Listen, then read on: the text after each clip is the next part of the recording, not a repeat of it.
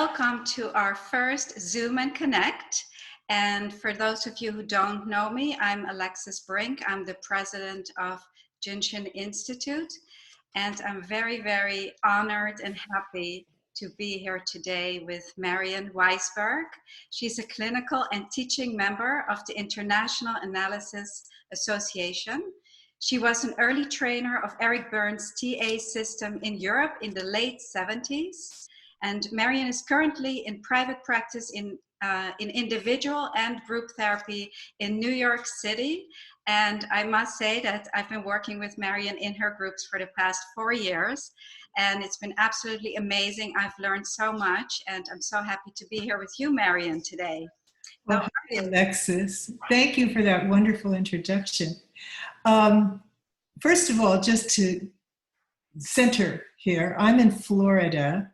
Some of you can probably see the ferns behind me. And I happened to land here, so I'm sitting it out during the pandemic. At the same time, I'm very much in touch with New York City, which is where I practice. And I've been in touch with people in my practice for the last few weeks. And so I've been tracking the pandemic through my work with them. And so some of what we might be focusing on today is, what is this like to go through this? And what are we noticing as therapists as we work with people who are quarantined, who are carrying a lot of different kinds of feelings and experiences than they've had before, because this is something that's all new to us, including me. So I think we're just taking it a step at a time here in terms of understanding what this is all about. So thank you for inviting me to do this. One of the wonderful things is that transactional analysis is a very practical way, and we can use some of these things in the understanding of what people are going through today. So can you briefly explain what is transactional analysis and talk a little bit about the ego states? Okay, in transactional analysis, I think of it first as a system where we understand the transactional space between me and you, between two people or more, or a group. So first of all, we analyze what's going on between people, but that's also a way to understand what's going on inside you. And ego states are a system of different sets of feelings, thoughts, and emotion, and feelings and behaviors, each very distinctly different. So the parent would be the first ego state, and that's somewhat like the parenting that we experienced when we were growing up, or the authority figures in our life. The child is the child that we were, that had a name and address and experiences over a period of many, many years. And the adult is what I guess we would call the reasoning capacity that we all have, which is more to be in the here and now and dealing in the reality of the moment. So if we look at that today, can you give some examples, like the news we're watching and how we react, and how does the parent ego state come out? How does the child, how can we recognize that? Well, I guess we could take our current political figures, if you will. For those of you who have been following briefings by Andrew Cuomo, you might— I love him. So I understand. He would be an example of the good parent, the nurturing parent. We divide the parent, the nurturing, or the critical. So he would be an example of the good parent because he does the following. He's reassuring. He speaks to the fears that people experience, and that would be people who are kind of lodged in a scared kid. And he also gives good information. So that we get our child ego states, they get quieted and they get comfortable and feel secure and safe. Yes. On the other hand, let's say that the child could be adapted child or rebellious child. If we look at Donald Trump right now, I would look at him from a transactional point of view as somebody who's in the rebellious child ego state. He refuses to go along with what other people want. He's more lodged in child reactions than in being in his adult and addressing how to be a leader to a whole group of people. So those would be two political figures who are polarities, but demonstrate the difference between what a parent ego state sounds like and looks like, and what a child would look like. But this is not to in any way demean the child, because that's the source of our feelings, that's the source of our creativity, that's the source of our energy. So, for example, if you have our president saying, well, I guess we have to wear masks, but I'm not going to do it, then there will be a lot of other rebellious children inside us that come out and say, well, if he's not doing it, I'm not going to do it either. So they're not going to keep social distancing and wear masks and be responsible. Yes, I think that would be a good way to put it, Alexis. But just one other piece of the TA system, because it's a very complex system, and I'm really simplifying it a lot just for basic understanding. But I would say that if we looked at how to survive the crisis from the perspective of the ego states, and we would say that to be able to have the parent inside of us be soothing and help the child in us to regulate our emotions at a time where we're under stress and we're being really bombarded with anxious messages about our life outside of home. The other system in TA, which I think is important, is about strokes. What about the adult? Because I just want to finish this system. You've talked about the child and the parent, and how do we get because the adult in us is also very important. For what reason? Well, because the adult can lodge us in the here and now. We can deal with the reality of what's around us. In other words, it's a thinking system. So we can hear messages in our head, but we don't need to act on them if they're not functional for the moment we're living in. And also, so, for example, when we listen to the news to get informed, that would bring our adult out to make informed decisions, to know what's going on from an adult ego state. I think it's the difference between listening to news for information, which is helpful, and gives us information that we need to survive, or being in a panicky kid listening to the news, which bombards us with fear and anxiety, which is not helpful. So that's very important, I think, to define these three ego states, because they can also help us and support us. We will talk about this a little bit later. Sure. Living in quarantine can be difficult. For example, if you're living with someone you don't like, or if you're living by yourself and you can feel lonely, it can be isolating. So can you say something about that? And what have you found in your practice? I mean, what can we do when you live with somebody, that you don't like so much, or this comes out at least it will come to the surface because we're in quarantine? Well, I mean, I think that's a great question, because what I'm finding as I'm reviewing what's happening in my practice, and I've been speaking to some of my colleagues, is that what we're finding is that the hardest thing is for people really to be living with somebody they don't like very much or don't get along with very well. On the other hand, it's also an opportunity, because it may be a way to practice a better kind of form of communication. And we're finding that when people feel attunement, when they feel in tune with somebody else, it's one of the ways in which they get very soothed. So if you can be in a relationship with someone else that you're living with right now, and you can get through some of the difficult issues that you've maybe been holding on to and haven't been able to discuss, it may be not a time to make any big decisions about a relationship, but it may be a time to find out, like, how can we talk to each other better? How can we practice better listening so that the other person feels like they're heard? And sometimes we really need to be able to share with others what our deepest concerns are. And this is an opportunity to do that. So that's really an expression of compassion as well. And whether you live with somebody or alone, to practice compassion for yourself or for your partner. And let me see. So, yes. So you were talking about attunement. Yes. Mm-hmm. And that has something to do with your childhood as well. But if Yes. when you were Well, you see, I think that's really one of our primary needs, is to feel like we're in attunement. And it's not the same thing as being empathic or even being compassionate. It's a sense of like two violin strings that are resonating together rather than dissonant. So when we feel that kind of attunement, when we have conversations or we talk to people, we feel good because we feel like we're not alone. We feel soothed. And I think right now, being able to be calmed in this time of crisis is really, really a good thing.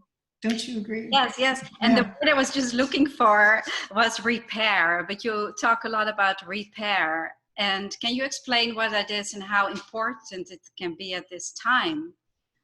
Well, a lot of what I do when I work with couples, and most of us who are therapists seeing couples, is really to focus not on the fact that we have disconnects, because we always do when we transact with other people. That moment where you feel like, whoops, that didn't feel so good. How do you get back on track again? So if we have the skills to be able to know how to get back on track when we have a disconnect with someone else, that is actually a way of relationship building, rather than just sulking, punishing by withdrawal, fighting again in order to try to get contact. Because really, we all want really to have, attunement. We want to be in touch with people. We want to have a stroke system that works for us, so that we can have somebody else in our system besides ourselves to remind us that we're okay. So that can be really a form of growth, major growth for the relationship and for yourself. Yeah. Work through these things that you just recommended. I mean, that is really a nice thing. Yeah. A lot of different emotions come up, like fear, anxiety, grief. What do you see in your practice, and what is the source of these emotions that come up? Well, look, let me start from personal as well, because I've been feeling okay, but I'm noticing that I kind of have a low level of anxiety every once in a while that I access. I can suddenly feel it. And I think that in a pandemic like this, where first of all, our total reality as we've known it has changed, without going into the features that involve losing a job, being financially strapped, just the fact of being bombarded by the possibility that we could face mortality that we're not used to doing on a regular basis. And so I think sometimes the fears that people are carrying, very, very deep ones, and they're like fears of annihilation, they're fears of perhaps facing death and dying. And so some of the defenses we have against that, suddenly they emerge. The defenses don't work as well, because we're really worried now about our sustainability as a society, as well as our personal lives. Well, some of that comes right from our script then, also when you're a child and you make certain decisions, like this fear of annihilation that you're talking about. Sure. And also mortality, that's a big thing. Yeah, and so, some of what I think we're challenged with, all of us, is how to manage increased anxiety in our lives. How do we do that? And also, I've noticed something else, which is that some people are feeling grief. And the grief that has to do with a loss of control, a loss of autonomy. You're nodding. Are you? Is that something you signed on to? Yeah, I like to go out and go across the street and get a margarita and sure. go to the park and sure. and I can't So Yes. it's the loss of freedom for me that can bring up some Yeah. anxiety. So I really have to find ways inside me that I usually go out and I can't. Yeah. So Yeah, I know for me, the big loss hit me when the swimming pools and the beaches closed here because, that was my way of kind of letting it all out, is just to go and swim like mad. And then suddenly, I feel better because physical activity is so, so important when you're dealing but we with can do that at home, anxiety. right? There's so many classes, and I'm doing yoga every day and Yeah. body sculpt classes every day, just at home, just to keep my body in a form, which is important. That's one of the amazing things that's happened, is suddenly the internet has become our friend. Yes. If before you were just bombarded with information and people getting in touch with you and so on and so forth. Now there's a purpose to it, and the purpose is really to keep yourself centered, because really emotional self-regulation is huge as a challenge for everyone under these circumstances. So is this when we can call upon the parent and the adult in us to nurture the child? Well, some of it depends on the kind of parenting we actually had. I think that some of us have had experiences when we were children, which actually prepare us for this kind of experience. A relative of mine was describing how she felt that the resilience that she had to develop, because her parents were in a very difficult divorce and she was living in limbo for so long, really prepares her right now to live very well in limbo. And I was thinking about my own experience. I actually, at the age of 8, I had rheumatic fever, and so at that time, the practice was to just stay in bed. So I was in bed for a year, in essentially a year of quarantine, and I also faced a near-death experience. Exactly. So Yeah. that's different than for you, because I am a little bit afraid of. I'm afraid of it. I don't want to die, and so I can't even go there. Well, join the crowd. I don't think anybody Invincible. does. Invincible. But it might be that, when you were a child, you might have encountered something that was life-threatening, or a disintegration of the family system, or you lived in a country where there was social unrest. And so there's all these experiences that we've had when we were little kids that actually sometimes prepare us to be better equipped to handle this crisis right now. And the unknowing, the not knowing where it's going to go, what's going on. There's a lot of unknown, which is also difficult for some people. Well, one of my colleagues was saying that she was struck that people either were dealing with being in limbo or out of control, and that either one or the others, or possibly both, are very challenging. And in this day and age, when we're facing this pandemic, we don't seem to know when it's going to end. Well, but it is going to end. That we know also. We know it will end, and we don't know when. That's what Grandma is telling me every morning. We know it's going to end.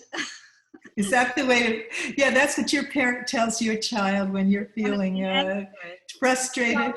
To live in limbo, what will help maybe is, all we have to do is stay home and stay safe.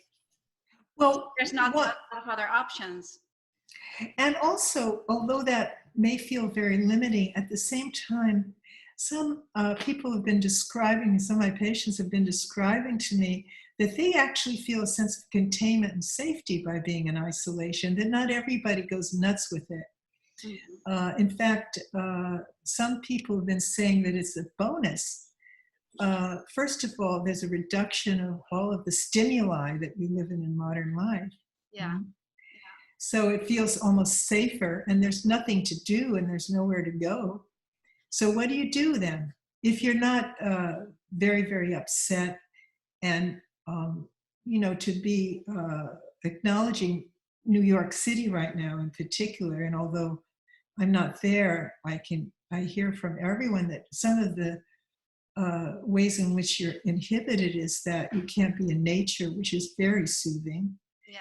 And also that this ratcheting up the fear level right now, because the center of the pandemic is pretty pretty much centered in New York City, is it Oh, not? yes. So there is a polarity to it. Some people feel okay with it. There's a lot of positive aspects Yeah. to being contained and quarantined.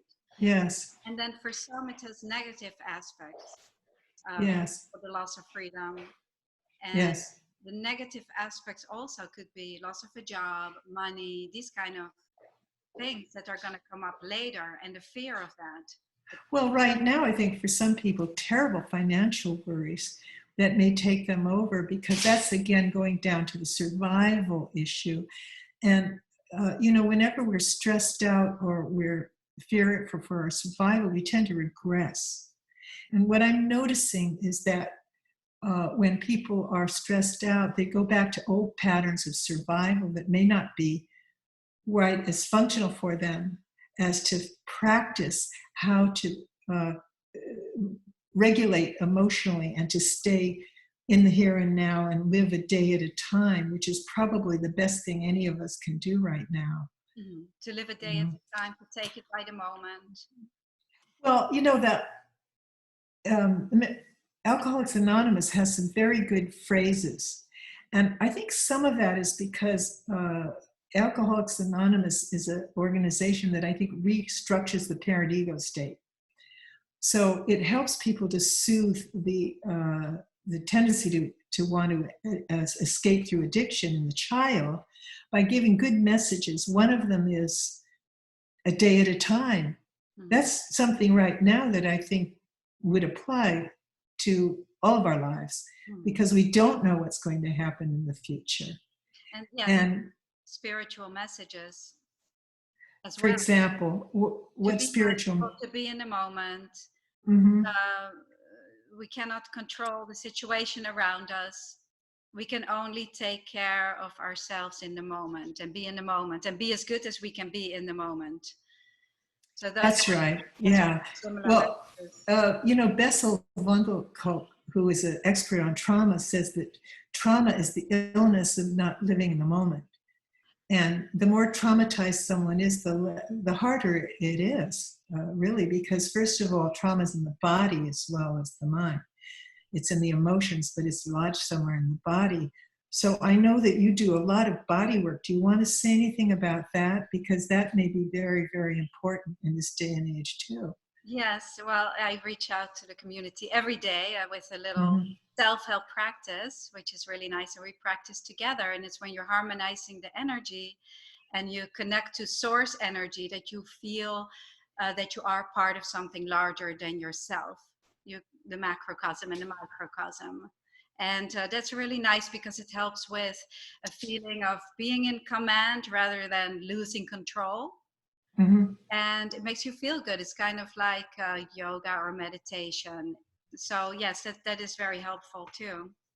Well, it seems like practicing jinshin, practicing yoga, practicing meditation, those are all practices which really can take us into our bodies. And trauma is experienced in the body, and it's in the gut. The gut brain is the first reaction we have, the amygdala, essentially, which is that the amygdala is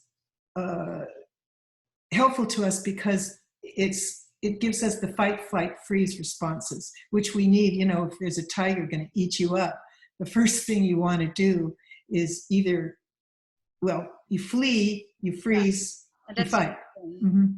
So we have that lodged in us, and sometimes we don't want that to be what was taking us over in times like this, because it would be very easy to just slip into with it. You have no place to go with it, with this fight and flight. So that's why these practices are important, because you get into the breath, you harmonize your energy, and you stay healthy and as well as you can possibly be. So these are helpful tools.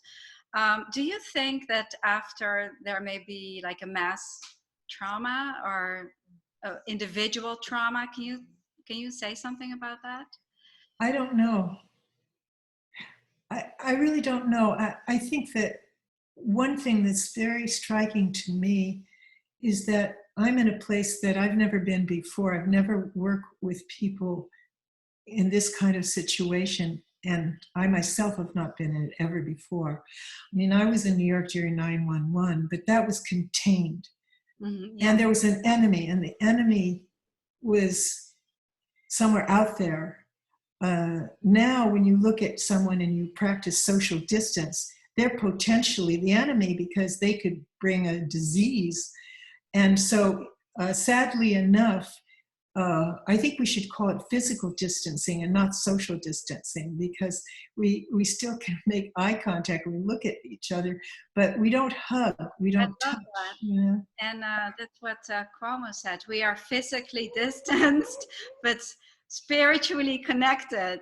Yes, That's another exactly. great thing. And, you know, Yeah. for example, yes, I was just curious, like after, because now you can't shake hands. When this is all over, will we be able to shake someone's hands or give somebody a hug, or it's going to be so different? And I was walking on the street and people walk around children in a big circle. And I think, wow, what will that do to those children later, you know?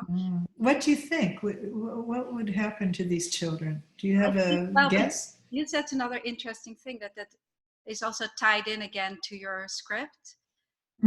How later that will come out, if it will be a trauma or if you can adjust to it in a healthy way. Yeah. Right? Just to mention what a script would be, because this is TA lingo, which is that the script is kind of the life story that we develop about ourselves, which often stem from conclusions that we made as we tried to survive as children. So if we go back to where we were as kids and we maybe try to have memories of how we did survive difficult times, what did we do? Did we withdraw? Did we engage more? Did we And maybe shift our attention? And who stroked us? In other words, who recognized us, and in what way, and how important was that? so maybe if, for example, if you have a parent who says, oh, be careful, don't climb up there, be careful, be careful, be careful, instead of, you know, rooting for the child, those people will be more afraid after. It's like rather than you so can do it. to be so on you know, on the be careful side. Well, if you had a parent who was an anxious parent, Right. then you're likely to imprint that. If you have the kind of parent who said, yeah, you can do it, Exactly. then you're going to have a different view of yourself, of course, and your capacity. So everybody's different that way, of course. You had mentioned before that one of the things is the stroke system, and maybe you can explain what strokes are. They're so important to our well-being. Yeah. And compromised, I think, too. Well, this is a big part of a transactional analysis, is that we're the stroke people. So we've always recognized that strokes, which is a unit of human recognition of any kind, is very, very important, because that's how we define ourselves a lot, is how we're stroked by others, and we need it badly. For example, it's like, Marian, you look so beautiful. Thank you very much. That would be a stroke. That would be a conditional stroke. It's based on something physical. But the unconditional ones also are kind of like, you're wonderful because of who you are, or you're okay. And, you know, those are called unconditional strokes. But thank you very much. I appreciate it. And it's mutual. But it's, for example, you know, like we go downstairs usually and we greet people and we talk to people. Yeah. There's a stroke system going on that's now taken away. Well, exactly, because by social or physical distancing, what's happening is the stroke system has changed enormously. And for people who are in in isolation right now, I think that's a very, very big factor to overcome in some way or another. And we are not completely helpless, because we do have the telephone, we do have internet, we can see each other now on a screen. And it may not be quite the same, but it certainly is a substitute for it. And I think just to keep your stroke system going, which includes self-stroking. Yeah. Some people, you know, what is it, for example, self-stroking? Well, that would be where you can tell yourself you're proud of yourself, even if you say you're surviving is good for you. But you know, a lot of how strokes go is that we look for validation through strokes.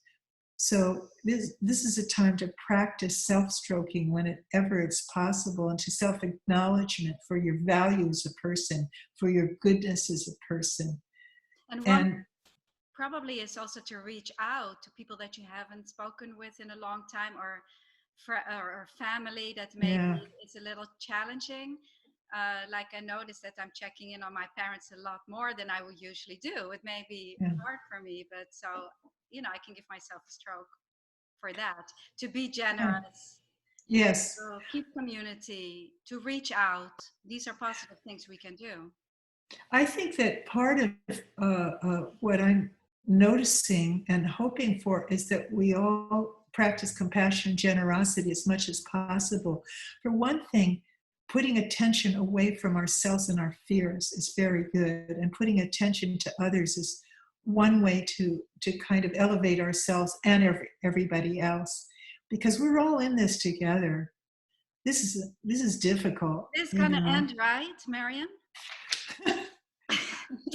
You know, since you mentioned that, I have learned that really, as I've been looking at this experience for myself and for others around me, I think that we've gone through different cycles or phases already. Like week one, everybody had to prepare for this, something they were totally unaccustomed to. So the first phase is kind of excitement. It's kind of challenging. It's different. It's a new kind of life. And then phase two was kind of planning for it, having to especially address financial questions, being able to get back home if you needed to, or be in a safe place, whatever you needed to do to replan your life to live in this kind of way without knowing how long this would take. What I think we're facing now is the next phase, which is kind of going deeper into the trauma of actually being in the middle of the pandemic. So it looks to me like in New York, this is where week three, week four is going. Do you agree? Because I noticed, I'm sorry. Yeah, I agree. And, it is the center of it, so which is a little bit scary. In So what way?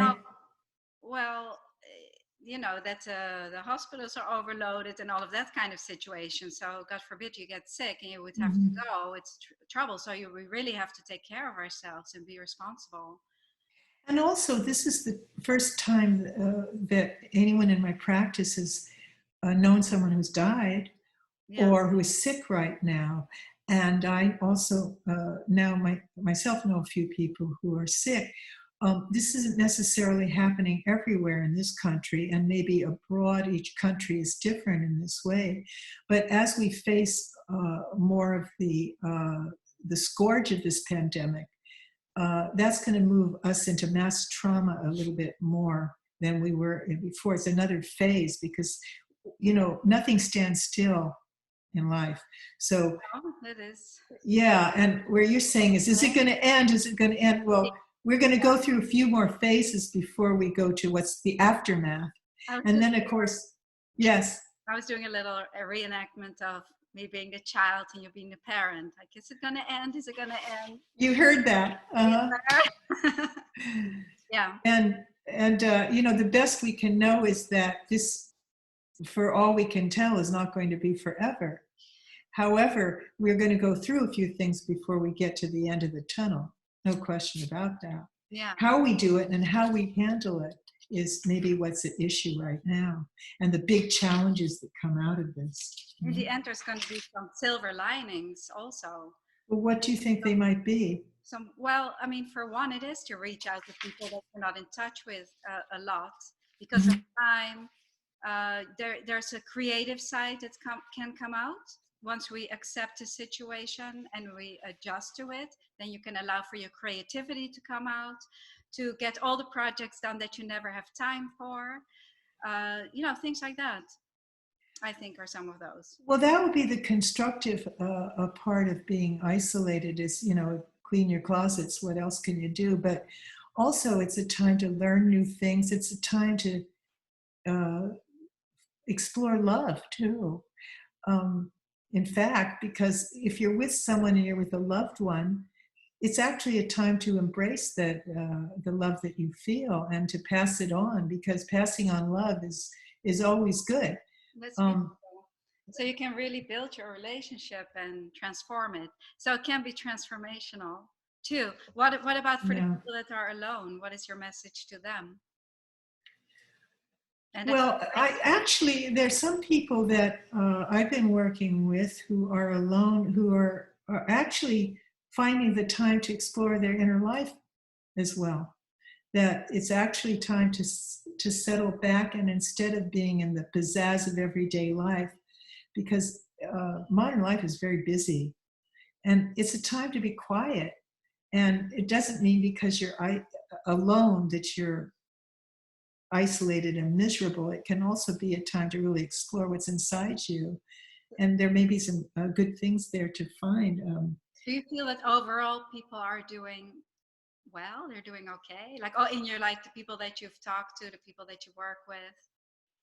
Well, look, I can tell you that the therapists I've talked to are saying that by the end of the day, they're ready for a stiff drink by and large, because they may be being helpful and having something to do is really important. And there's a big difference between people who work and people who don't. If you're in isolation and you're not working, that's a very different situation than if you are working at home. Well, yeah, then you can maybe look at some hobbies or some interests that you can develop, but that is really hard. I can also work from home and, you know, thank God I'm getting all these projects done, and you can work, but not everybody. And, you know, then it's more difficult, more challenging. Yeah, because some of it is time structure. I do think right now that if you reduce your life to a smaller space and a smaller place, that it's really good to have a structure. You know, like if you want to live in your pajamas for 3 days and never take a bath, okay, but you probably feel better if you have a structure of some kind that you can follow. Yeah. Can I tell you my daily structure?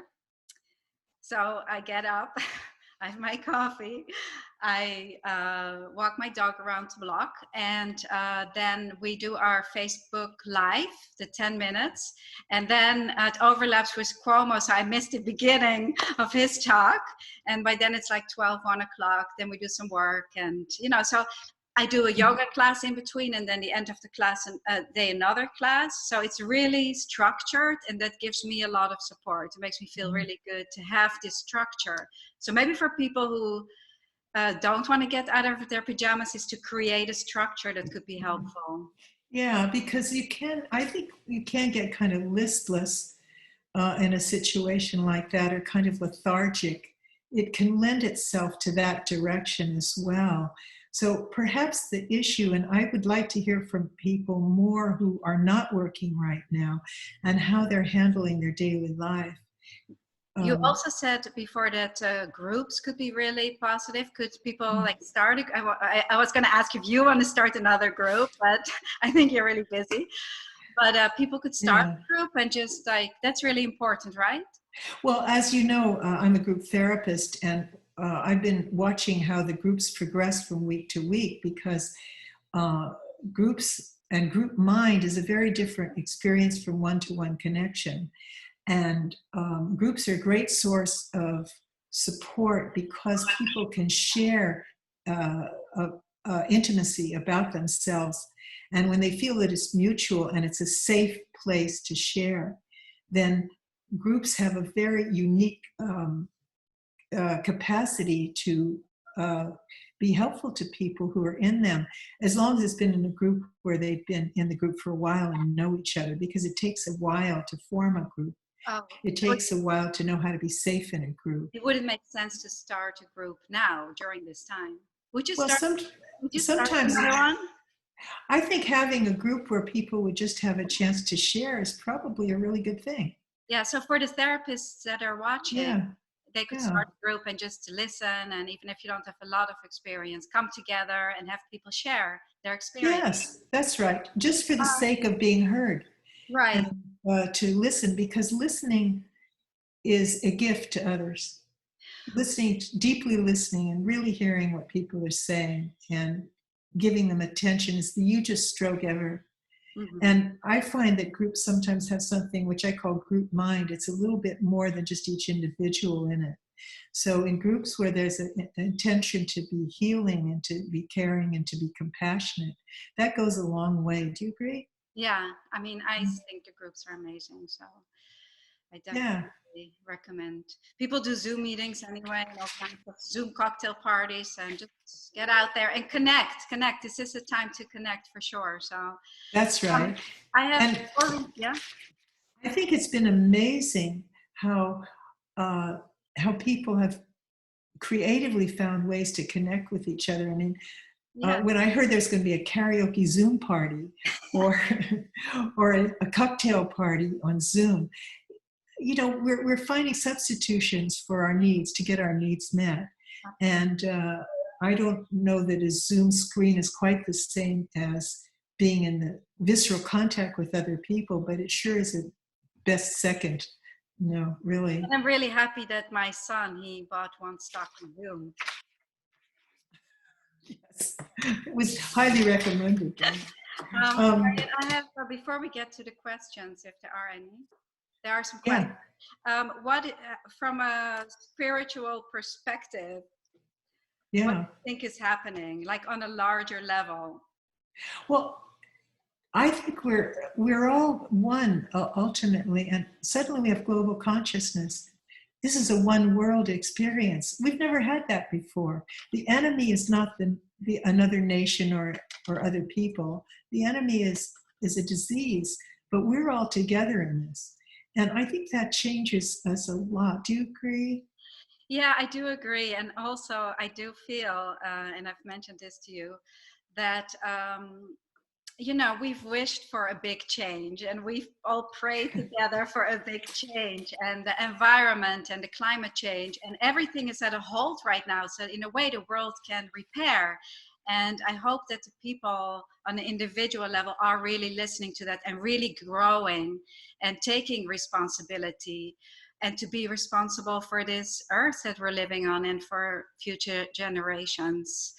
The universe did listen to us with all our complaints and all the terrible things that were going on. So I think that is I think you're the one who mentioned to me that you looked on a map and you saw that the pollution level in China has suddenly dissipated in a week, so that all the worries about global warming, and suddenly we see right in front of us, the world stops and the globe heals.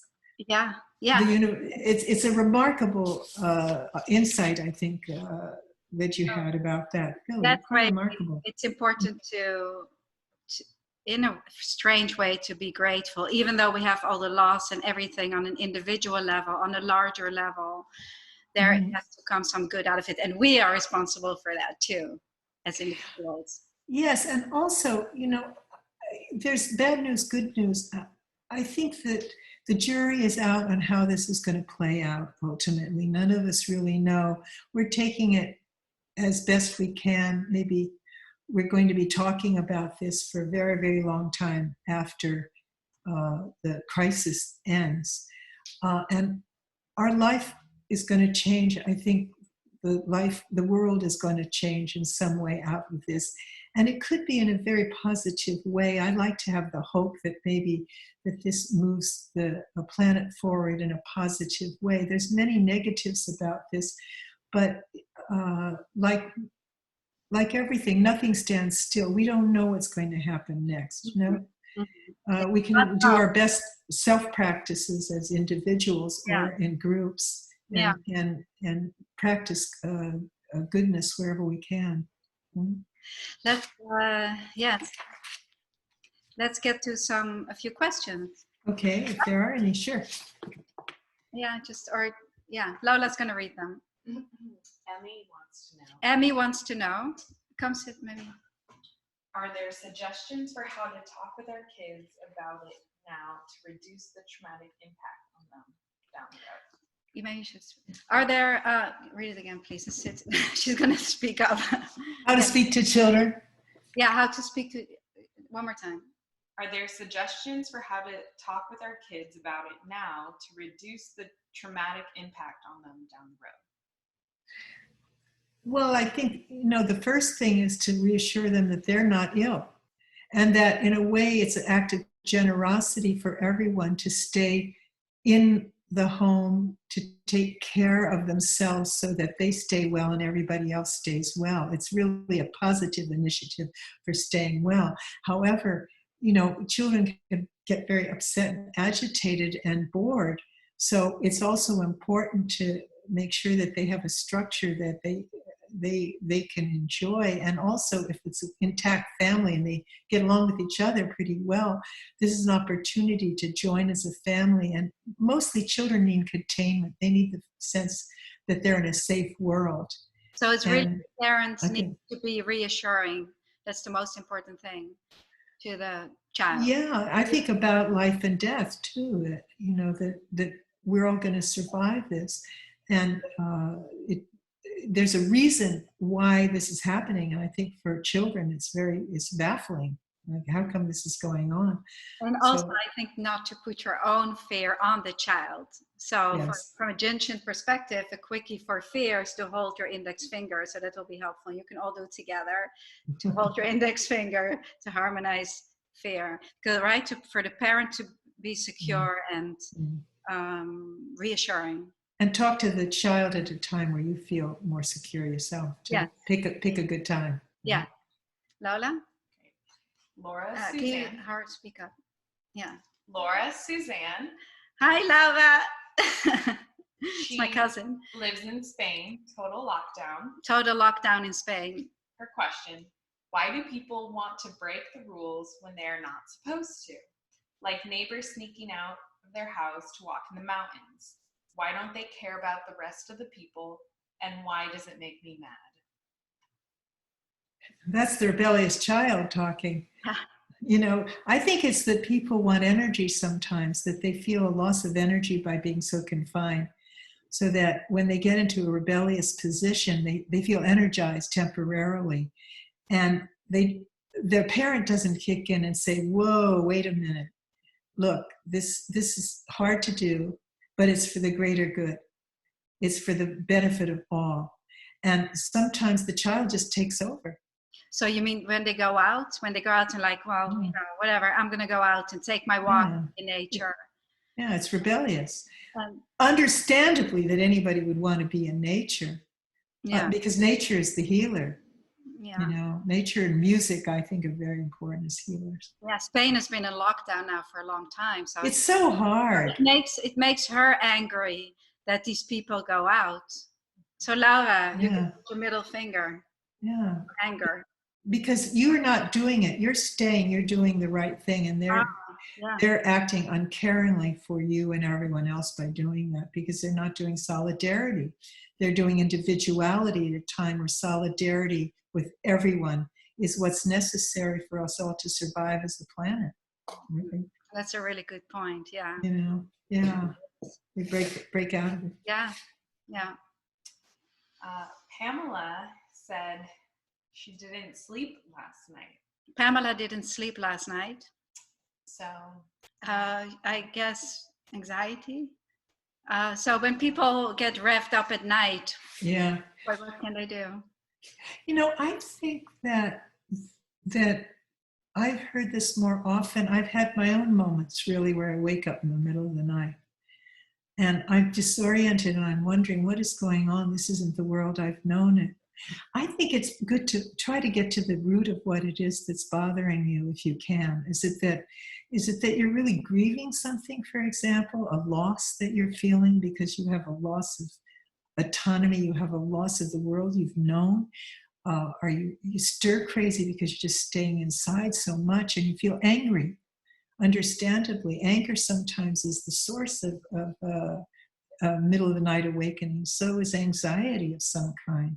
So again, I think the principle is to try to regulate the emotions. And sometimes it's okay to just wake up and try to divert yourself with something stupid, like a silly movie, or even doing some physical exercise quickly just to get it out of your body and then try to go back to sleep. It's not easy. Mhm. So I like what you said about getting to the source of why. Yeah. Or what, I think it'd be, what is it really that's eating away at you right now? We haven't really talked a lot about financial issues, but they are very huge because that hits at the survival, it hits the amygdala. Yeah. And I think, one thing we can sometimes do is to remind ourselves of all the times in our past where we've been able to handle something that was hard. Mhm. So we will do it again.